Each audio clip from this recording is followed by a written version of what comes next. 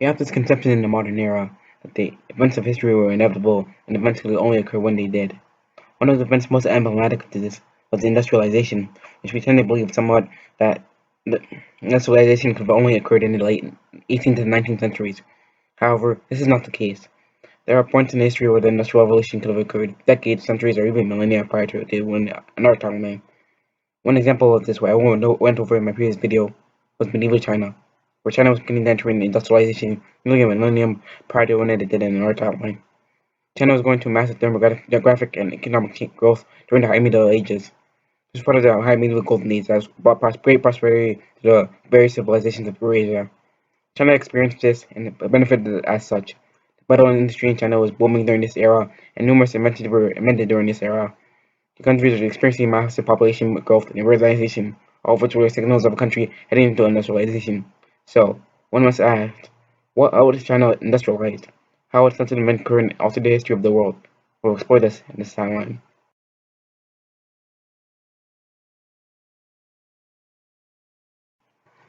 If you watched the previous video, you will know that the reason China failed to fully industrialize into the 20th century was due to several factors. This included the imbalanced Chinese social structure, China's massive population, the Chinese belief structure, China being a unified state, and the Mongols. The first factor is by far the most important. If you alter the Chinese social structure, you operate the third and fifth factor, and severely working the other two factors. So, how do you get the Chinese social structure to be a balance of like that of Europe instead of the last one like it was in our timeline? The Chinese social structure was dominated by the Confucian bureaucrats, who, while the merchants and military were equal below the bureaucrats. As said in the previous video, bureaucracies tend to struggle and hold back society, since any innovations would weaken their monopoly on power and cede more power to the other social forces. In our timeline, the bureaucrats ruled China from the 8th century onwards. This, of course, was not always the case. Prior to this, China had someone that would actually balance social structure. The only civilization out of the Western world that appears to have had one. This social structure was broken with the arrival of the Tang Dynasty in 1690 AD, who had a very strict and rigid social structure that severely affected the lower classes negatively while giving the higher ups more power. Through this, the Confucian bureaucrats became the dominant force in China, having a monopoly on power, and they desperately attempted to hold onto that monopoly. Talent was siphoned away from the military, thus weakening the Chinese military. The Chinese believed that men were like iron; you don't use your best for your armies, and so good men were taken up by the bureaucracy. As such, every Han dynasty that ruled China since the Sui dynasty has had a horrendous military record. The Shang, or merchant class, were viewed as parasites upon society and were kept down by various laws and regulations, which meant that capitalism that never fully developed in imperial China. So what would have to occur to balance the Chinese social structure? The process behind making such a structure is probably simpler than what you may think. In this timeline, the Tang Dynasty, or possibly another dynasty that succeeds the Sui Dynasty, don't have such a view of the military and makes it of poor quality as it was in our timeline. I get this from the Manchus, who invaded China and established the Qing Dynasty. The Qing were not as heavy-handed towards the military as the Han Dynasties were. Being a warrior nomadic people, they respected the military, and that was enough to make the military of good quality. The Qing, on the other end, are much more difficult. I would take for what had happened in Europe during the High Middle Ages. During the investiture controversy, when the papacy was attempting to become the dominant force in Europe, the crown allied the merchants against the papal coalition that included the nobles. In this timeline, that happens in China. An alliance is secured between the Confucian bureaucrats and the Shang merchant class. This should balance out China's social structure, with each societal force having roughly equal levels of power. This balanced social structure would mean that China would be much closer to the conditions needed to industrialize, while with the balancing of China's social structure resulting in the elimination of the two other factors and severely weakening the others. So we have created a China for industrialization. So how would the world be altered by such a major event like this occurring?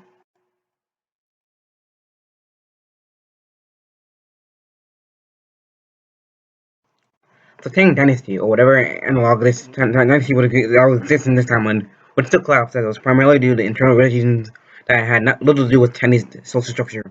As such, the five dynasties and kingdoms period the period following the Tang China, marked by immense instability and turmoil, would still occur. The Sung would still unify China, as I see a little reason why the point of the departure of this timeline would affect who would succeed the Tang.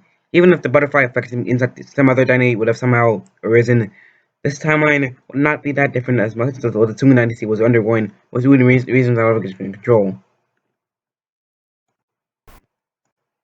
The first major changes would occur in the 12th century.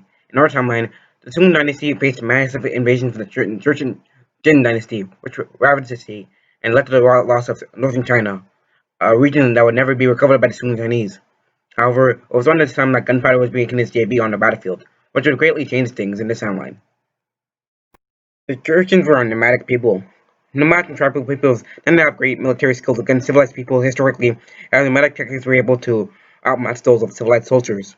However, the tactics of nomads became irrelevant with the arrival of gunpowder, which made their tactics irrelevant. This allowed the civilized people to make movement and seize their land. We saw this during the early modern period. Worldwide, there was a movement to force nomads after land and settle the said lands, as gunpowder sealed the fate of their nomads.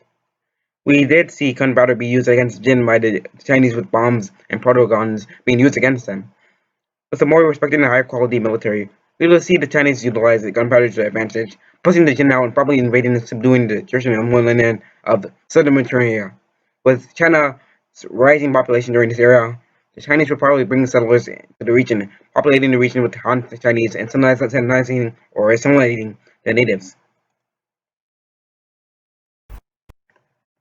I hope you realize that the introduction of gunpowder, compounded with a more respected military, would mean that the Mongol Empire would have almost immediately been snuffed out by the Sung. When the Mongols would invade Sung China, they wouldn't find a state with a laughable military that was on the verge of collapse, but a strong state with a formidable military equipped with gunpowder to kill off all their nomads. When the Mongols would invade China, they would fail. This would have enormous effects on the timeline that I'll get into later. But to focus on China, the main effect would be that Sung would be hold on to China for longer and industrialize.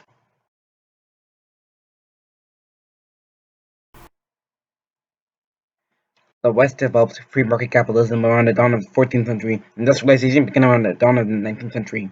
The gap between the two time periods is a half a millennium. I'll use this model into the timeline. Then with the point of this part to the timeline around the dawn of the 8th century, and then after 5 centuries in the 13th century. This period of time sees China become more populous and prosperous. Things that were already occurring in this timeline, and as well as becoming more technologically advanced and gaining more freedom. The first major industrial technology that would benefit the Chinese would be the railroad, which would allow for rapid communications and supply lines across the enormous Chinese empire. It would act like a lot of trends, Trans-Siberian Railroad in our timeline in Russia. This would also expand Chinese options for conquest. As China would truly enter into a full-blown industrial revolution, it would become a lot like the China of today, with Chinese manufacturing becoming non-limit, bringing an immense wealth and stability to the empire. China during this era was going through immense population growth. In our timeline, in Europe, spread migration to the New World to escape overpopulation at home. The Chinese would do the same in this timeline. With gunpowder, the Chinese would be able to subdue and settle Mongolia, and expand up north to Siberia, probably in pursuit of the lucrative fur trade. Siberia would be much more populated in this timeline. The main reason Siberia isn't very populated despite its enormous size is in no way due to its climate. It's actually very temperate in the summers, but something due to the lack of will by the Russians to settle it. You sort of see this with the satellite imagery compared to Chinese territory to Russian territory. Similarly, material is densely settled by hundreds of millions of Han Chinese, while the neighboring Russian possessions combined have 4 million. Colonization in our timeline was primarily done by the military and merchants. With them being restricted in China in this timeline, Siberian China would be densely settled by the Han Chinese. Several processes would unfold in Southeast Asia. Much of Southeast Asia during this era was inhabited by uncivilized barbarians, and so the Chinese would settle this region in addition to colonies like Siberia, like they did in our timeline. Taiwan will be seized by the Chinese, in addition to the Philippines. They would also likely seize Malaysia to gain access to the Straits of Malacca, which would give them control of the trade between the Indian Ocean and East Asia, in addition to the trade routes between India. Singapore, like in our timeline, would likely be settled by the Chinese. The Indonesian states were Chinese tributaries. Indonesia was quite wealthy, with each major island producing unique spice that was exported to the rest of the globe. These two factors compounded would draw Chinese interest into the region. The militaries of the Indonesian states were fairly primitive, and so with their advanced military, the Chinese would be able to subdue the region. Capitalism has an interesting relationship with slavery, in which the capitalist heartland gains more freedom and a higher standard of living, but the fringes are subject to bondage. Thus, mainland China and most of the Chinese colonies would become more free and stable. However, in Indonesia, which we have the periphery, mountains would flourish as the Chinese would enslave much of the local population, destroy the plantations of labor-intensive crops.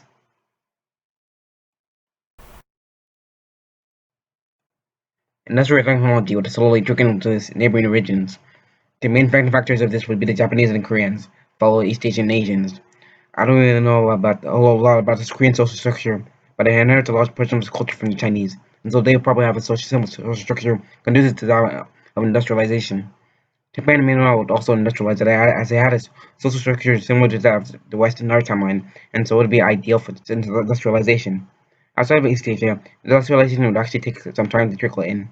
Modern-day Western China was slightly settled and severely underdeveloped. Much of the land was quite inhospitable. Even today, much of the region is like this. India would have a difficult time industrializing as the unbalanced social structure dominated by the Brahmin priest class that absolutely ran India from the 4th century onwards would heavily weaken efforts to industrialize. Superior to industrialize, however, would remain densely settled by the Han Chinese. As China would control Southeast Asia, they would have invested in their navy. Historically, China has not had that good of a navy, as its geography isn't really conducive for that. However, the various islands of Southeast Asia under Teal, it would force the Chinese to maintain a large navy to maintain connections to the empire. This strong navy would have several effects. Firstly, with Chinese vessels sailing around Indonesia, it's highly probable that they would have made a discovery of Australia. No other major force in the region, they would have seized Australia and used it as a base to expand deep into the Pacific and possibly even the New World. Secondly, it would prevent Japan from becoming an isolationist. In our timeline, after the 1592 invasion of Korea, Japan looked inwards, becoming an isolationist state. However, with China wielding the seas of Japan and the archipelago, this would not occur. Probably after a foolish Chinese attempt at an invasion, Japan would be forced to become aggressive. Japan would be like Russia or the British, states at the fringes of the continent that were invaded and threatened numerous times that had to become aggressive to survive. With the naval technology being more advanced, the East Asians would likely make the discovery of the Americas, either the Japanese or Chinese based out of Kamchatka, or probably possibly their Pacific possessions. The Japanese would likely seize Cascadia, while the Chinese would seize the American Southwest and Mesoamerica. Based out of Panama, they would have probably pushed south to conquer the Peruvian states. Like in our timeline, 90% of the native population would perish due to disease. The wealth from Mexico and Peru would further enrich China. It would likely use this wealth to push westward, seizing Xinjiang, Tibet, and much of western Siberia. With better communication systems fueled by industrial technology, the Chinese would be able to maintain these regions. Much of eastern India would possibly be picked up apart by the Chinese. The Japanese would use the Oyashio current to maintain their colonies in Cascadia, a current that flows right along the Siberian coast controlled by China. With China and Japan being fierce enemies, expect this region to become a battleground. The Japanese fighting to seize the eastern coast of Siberia to prevent China from controlling the current. Japan needed to maintain their colonial precision. This timeline is so long and epic that I'll have to divide it into two parts, so stay tuned for What If Sung Dynasty China Industrialized Part 2. Thank you for watching. Consider liking and sharing this video, and subscribing if you haven't. If you did not like this video, feel free to dislike. I do not care. As always, thank you for watching and have a fabulous day.